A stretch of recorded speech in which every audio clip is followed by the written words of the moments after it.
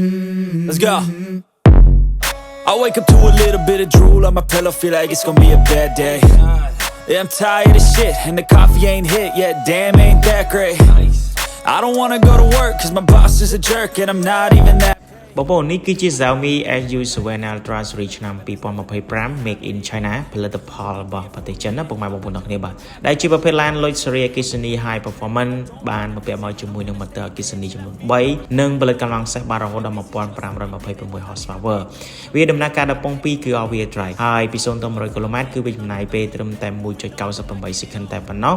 និង top speed បានរហូតដល់ 350 km ក្នុង1ម៉ោងដោយឡែកថ្មរបស់វាវិញគឺមួយថ្មមួយពេញគឺវាបានចម្ងាយរហូតដល់ 630 km និងសាកថ្មល្បឿនលឿនបំផុតគឺពី 10 ទៅ 80% ចំណាយពេលត្រឹមតែ 11 នាទីតែប៉ុណ្ណោះនិងបានបំពាក់មកជាមួយនឹងរង្វង់កង់ 21 អ៊ីង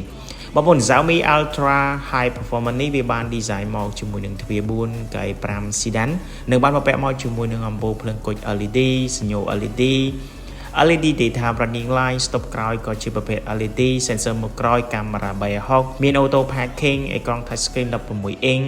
វាអត់មាន Android Auto ឬក៏ Apple CarPlay ទេហើយវាបំពាក់មកជាមួយនឹង spoiler ខាងក្រោយជាប្រភេទ compound ជាកូដស្បែកកៅអីស្បែកបែបប្រណិត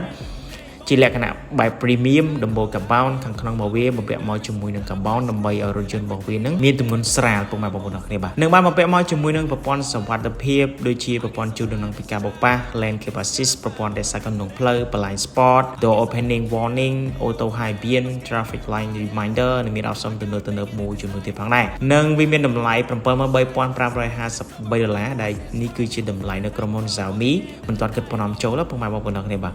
អញ្ចឹងបងប្អូនយល់យ៉ាងណាដែរសម្រាប់ Xiaomi SU7 Ultra Series ឆ្នាំ 2025 នេះអាចតម្លាក់ comment នៅខាងក្រោមវីដេអូនេះបានសូមអរគុណ